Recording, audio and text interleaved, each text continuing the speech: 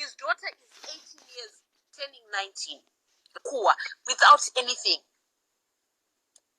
Yeah, it comes back to what I have been talking about. I've been talking about men lately. What makes a man? And the men that I was trying to talk to were these young guys, the 19 years, the 20 years, because my 40 you get my point. So in Nenango, I don't like people who comes with facts now because the facts are now siding with them. Well, that's the fact. And the fact to my facts anozobuda kana takusaidirwa nemafacts isusu but mafacts anga angoripo kubvira nakubvira nenyaya yekuti hatina kuda mafacts waini nekuti aienderana nezvataida patime iyoyo. We did not talk about them. Today we are busy talking about these facts because they are siding with us. It's said that we have people that are not men enough to stand out and be a proper man who is respected in the society. When I spoke about this whole standard thing, I gave him as an example to the youth. I said, no, don't be like him because he is not a role model that we can look at. You cannot choose a role model who is failing at a position, at something that you are also failing at. So Stagna, if he is going around at this is some R. Kelly situation. This is police all over it. This guy has to be arrested. He has to be accountable for all these things. But El Gringo knows pane problem one.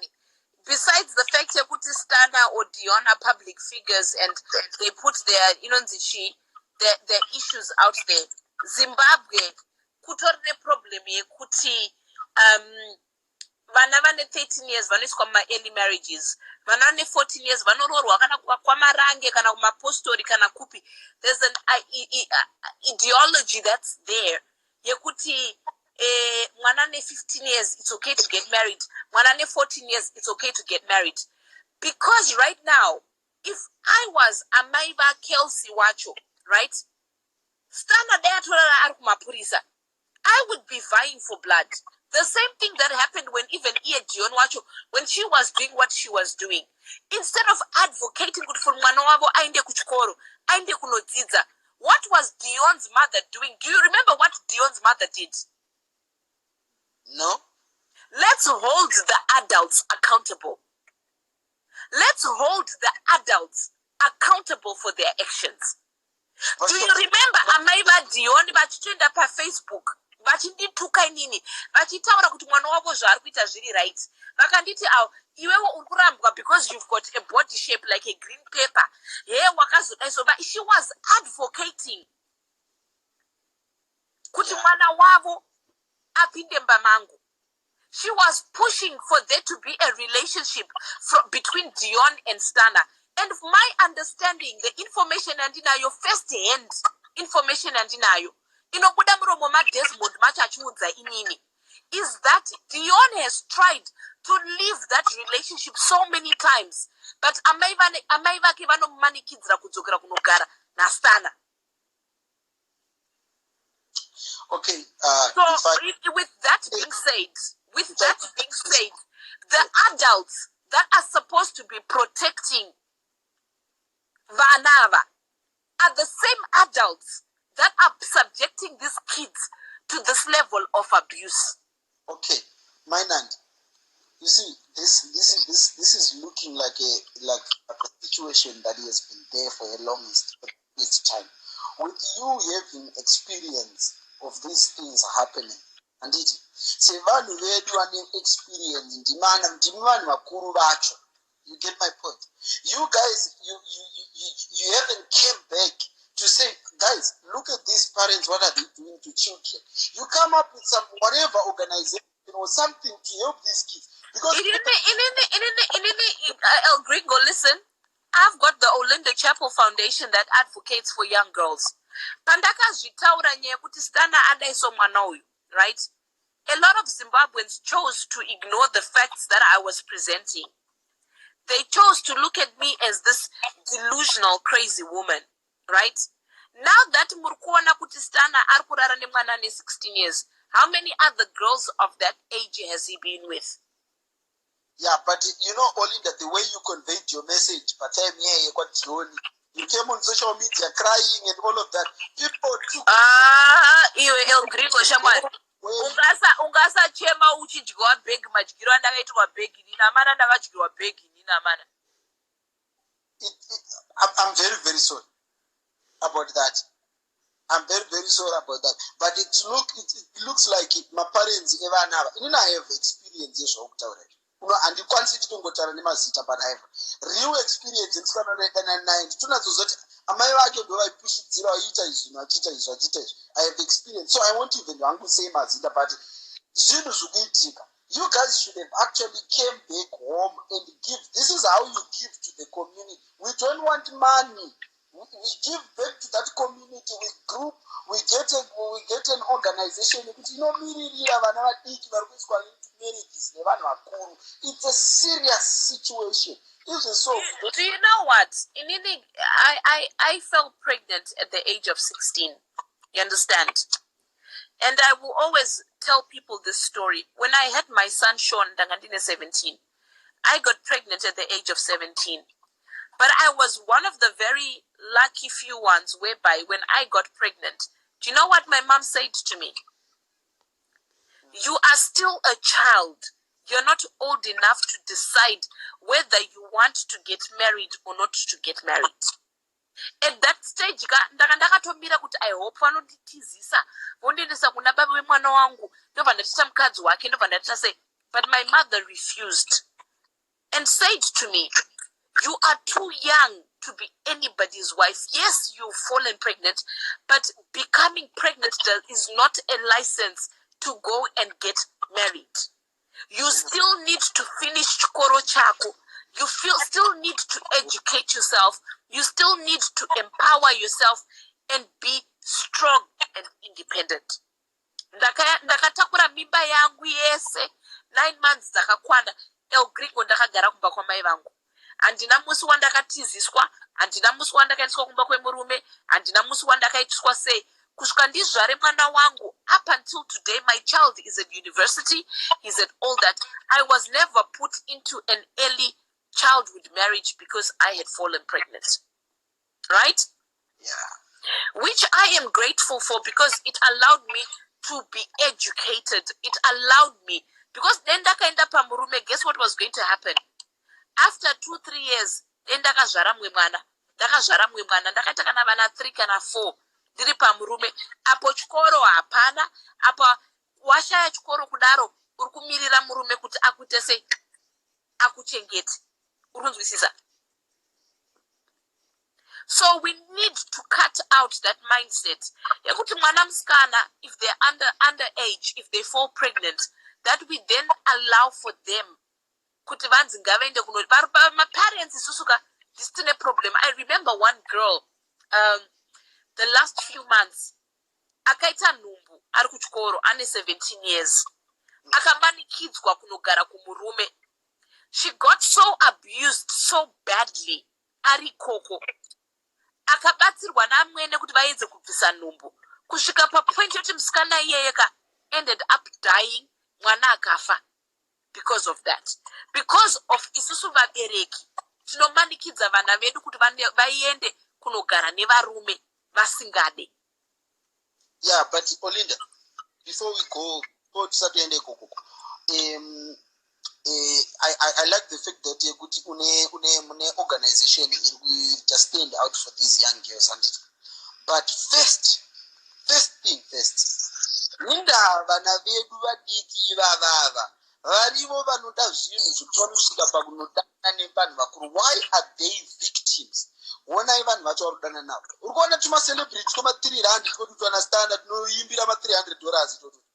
Tiri kunyebera vana vadiki ivava, vana vadiki ivava. Vanenge alright, tell me, munhu akafanana newewe Olinda kana kuti mukadzi akafanana neye, we give an example yevakadzi vari prominent muZimbabwe vasapa vakura, ukuti ukamupa $300 anokudza kuti haikwane bhanji rewivi. Handiti but tuana tudii kuti toti kanonopiwa $300 kanojamba kakatengerwa iPhone 6 yakapera kare kanofungidzira kuti life yachinja nenyaya yekuti ikotu tumacelebrity. But do you know what? Do you know what's causing that though? Let me explain to you from my experience of speaking with young girls. What's causing that is economy yeku Zimbabwe. Takagara muno mu England. You understand? I'll give you an example. Inini my daughter Nandi. Anditika. Nandi ndikafunga kuti I want to buy jewelry for Nandi. I go to Pandora, I buy her jewelry. Mwana wangu anopfeka mapijama emu, you know the white company, it's like a designer company, and it mwana wangu andropinda mu Ralph Lauren, I buy her dresses and shoes from Ralph Lauren and all that. Mwana wangu anopfeka designer way. Mwana wangu are comfortable as a girl child. But ku Zimbabwe on the other hand, the economy is not that great. And it's isusu kwatiri kunoku because of the way the economy is set up. I can, pandoenda nogadzirwa nzara dzangu 20 pounds. I can afford to even take my daughter with me. And it's not about being rich. It's about having a stable economy that allows certain basic things. I can afford to kwendesa mwana wangu ku cinema. I can afford kuti 7 days a week ndokwanisa ku order pizza pambapanapa. Not because Olinda ani mari yakawanda, but because the economy allows you kuti ne 10 pounds unokwanisa ku order pizza. But ku Zimbabwe anditika mashuga daddy vakatengera mwana kana pizza inyaya, it's such a huge luxury. So taku support chihure chamadiki. This is what economy yenyu elgringo.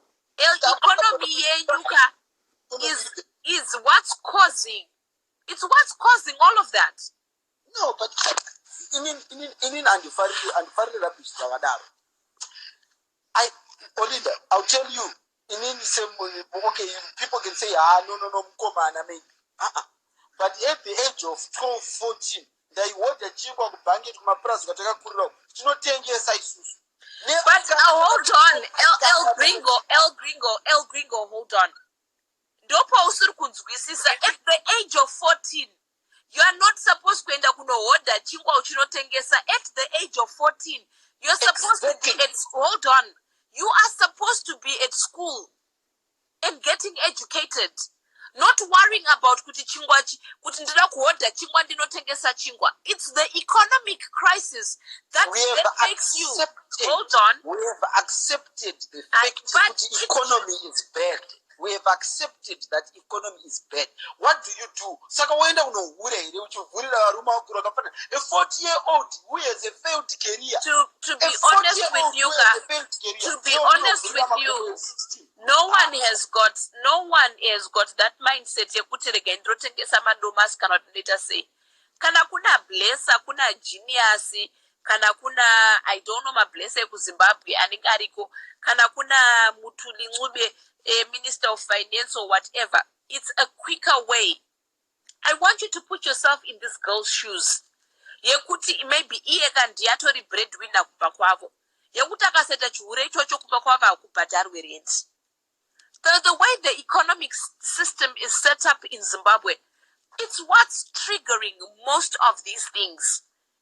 I know some people say kutanzi, atidukunzwa kuti nandari kupfeka designer. I'm basically telling you kuti the way economy is set up in the United Kingdom, even munane basare 9 to 5 can afford kupinda mushopi ya Ralph Lauren. But ku Zimbabwe, they can't afford to do that. Yeah, but Mainandi, let me tell you something. The way our mindset has been produced kana kuti magadzirwo aitwa mindset yavanhu vari kuZimbabwe ezvinezvi vakomana kana kuti vasikana. Tarisai zvinhu zvatinofeedwa nazvo every day. Look at the likes of the Zim celebs, kune kaakaunti kamwe kakangobuda from Norway kanzi tino market what kakaita mbiri within a day. Zvinhu zvatiri kufeedwa every day, the information that we have inserted in our heads every day pamba kubuda kuti ningi akahurana ningi akatengerwa mota yakati, ningi akahurana ningi akatengerwa. But let me tell you something. It's the mindset. No, it's not the mindset. It's also, again, in as far as I am concerned, I still bring it back to the responsible adults, right? whether muri kutambura kana kuti hamusi kutambura. Handitika mutemo wepamba isusu kumba kwangu kwandakakurira kwamai vangu nababa vangu ininika 6 o'clock magedhi anenge akiwa. Hapana nobuda mumba after 6 o'clock. Hapana nobvunzwa kubuda mumba after 8 o'clock. Right? But now mitembede yaku iyi yaku Zimbabwe. Mwana ne 16 years. Whether ndibankuru, whether ndibamnini, whether ndisekuru, whether ndihanzvadzi. At 1 in the morning, mwana anenge achiburitswa mumba achinzi ari kuendepi. Yeah, but Olinda, kuZimbabwe wangu zvachinja ndezve. Answer, please. No, elgringo. Uri kutendeka handisina kuzonzi but kuZimbabwe. I asked a simple question. A household in a mutemo is as much as we know culture yekuZimbabwe. Mwana wechisikana kana magedhi akiwa turi kupikwa pagirls aina 1 o'clock.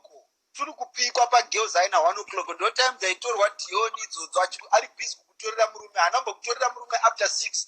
Akakutorera murume na 1 maskati achiti ari kumasports. Amai vacho achiti ari kumasports. Rozomona adzoka akabata box repizza kudai so. Ratengwa nei $200 yakaimbira murume mukuru muSouth Africa mese. You get my point. So I just nyaya kuti after 6 kana kuti after 7. Vari kupirwa maskati vanava. You get my point. That is a fair point. That is a fair point. That is a very fair point. But again, it comes back to kungotara kuti adult responsibility iri kupi. And it's so. For example, when you finally find out, personally, after all these allegations, inina anguka as a mother, I'm waiting to see kuti ndone reaction ya amai vemwana uyu kuti vanoita sei, because that should speak volumes. Inini an advice that I'll give to the young girls varikunzoko, it's not as it seems out there. Zvapana izvi zviri kukunyeberai kuti zvinoimba izvi, rega ndikuudzei. Varume chaivo men kuZimbabwe vava shoma. Utututu hapana tuswa muri kuona tuchinzi tunoimba kuti rega tikudzei, vanopiwa $300-400 macelebrity ema200 muri kusanakidzwa nawo aya vana vadiki. Uchiskwedza upindo as right now we are crying. Tasirwa mwana akanaka angosiwa atione mwana asiwa hapasina chakuitika, no future, hapasina chikoro akakatirwa panzira. Dion wacho. Before we even go to the 16-year-old, totangana Dion wacho. There was a marriage breaker at 16. She's already experienced in breaking marriages. You get my point? But can I ask you something? Because I saw a lot of comments per Facebook. I ended up having to deactivate my Facebook because I was being tagged left, right, and center. And my comments are down per Facebook. Vakawanda were not sympathizing with poster Dion because they were saying, "Kuti, who is she to cry foul? Iyakaputsa imba yemwe munhu." Do you think that's okay? Because I don't agree with that. I think kuti probably munhu can project through her sister. Kuti acheme out, I take the cry out for the Dion is never wrong. Dion is never wrong. I will stand with her. One, kuti azoitawo whatever what happens. Point yangu ndini yekutanga ndeyekuti Mainandi was never there. That's the first thing. Akanyeberwa unastanonzi ndine mari achipiwa mari yamapounds amune matumira paWestern Union ndo aipiwa mwana uyu. Akanyeberwawo akapindawo munyama wakapinda. She has let a lot of things slide, that girl. A lot of things. She has been seeing a lot of things and the things have been sliding. Chingonza no achingogarira izvozvo whatever kuti aitumwa namai vake atizvizive, but tikutaura zvataiona pafrandi isusu kuti mwana uyu akatozongopedzera angogara angoti ndizvozvo zviripo. Upenzi ihwohwo achimiswa pasocial media. Inini I was yet tichiona pavidhio ipapo palive ipapo achinzitambisa garo, simudza sketi, ita so. I will never do that to a woman that I've married. I'm a man. Dion ainzwa understand. Achinzitamba ita so, simudza sketi. I will never do that to a woman that I've married. I'm a man. I am a man. A man does not do that. A man has respect for women, whether it's a 4-year-old woman, or it's a 20-year-old woman, or it's a 60-year-old woman. You must have respect for a woman if you are a man, not a boy. Not a boy. Not boy.